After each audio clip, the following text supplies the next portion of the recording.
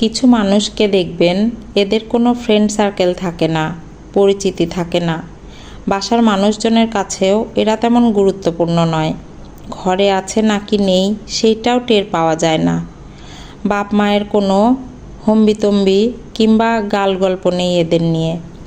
এদের personal life, academic life, professional life সবই কেমন টিপ করে চলে। কখনো কোনো বিরাট কিছু অ্যাচিভ করলে শুভেচ্ছা জানানোর কেউ থাকে না। আবার জীবনে খুব খারাপ কিছু ঘটে গেলে দুঃখ প্রকাশ করারও কেউ থাকে না। নিজের অ্যাচিভমেন্টে এরা নিজেরাই খুশি হয়, দুঃসংবাদে নিজেই দুঃখ পায়। এদের জীবন নিয়ে কোনো অভিযোগ নেই। সৃষ্টিকর্তার প্রতি এরা এতটাই অবনত যেন এদের জীবনে কিচ্ছুটির অভাব নেই। যা পায়, যতটুকু পায় তাতেই খুশি। অনেক ভিড়ের মধ্যে এমন মানুষগুলো সহজে চোখে পড়ে না। কথার জাদুতে অন্যকে মুগ্ধও করতে পারে না।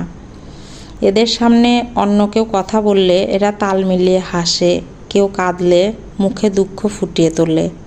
বাড়তি কথা বলে না, কারো সাথে ঝগড়া বিবাদ করে না। আপনার আশেপাশে এমন কেউ থাকলে তাকে হারিয়ে যেতে দিয়েন না, নিজের সাথেই রাখুন। কারণ খুব পিওর একটা মন নিয়ে দুনিয়ায় না থাকার মতন বেঁচে থাকে এই রকম মানুষগুলা।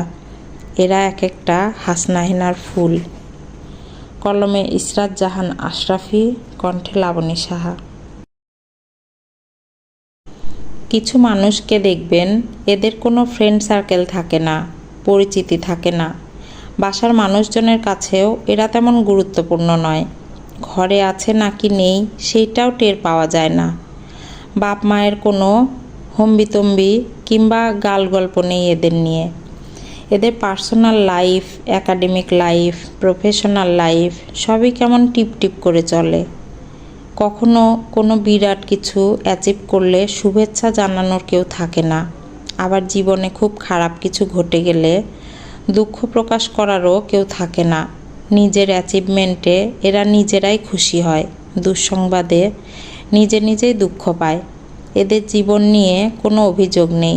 সৃষ্টিকর্তার প্রতি এরা এতটাই অবনত যেন এদের জীবনে কিচ্ছুটির অভাব নেই।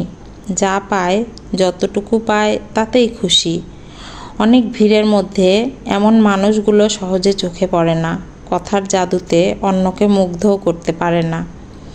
এদের সামনে অন্য কেউ কথা বললে এরা তাল মিলিয়ে হাসে, কেউ কাঁদলে মুখে দুঃখ ফুটিয়ে তোলে। বাড়তি কথা বলে না, কারো সাথে ঝগড়া বিবাদ করে না। আপনার আশেপাশে এমন কেউ থাকলে তাকে হারিয়ে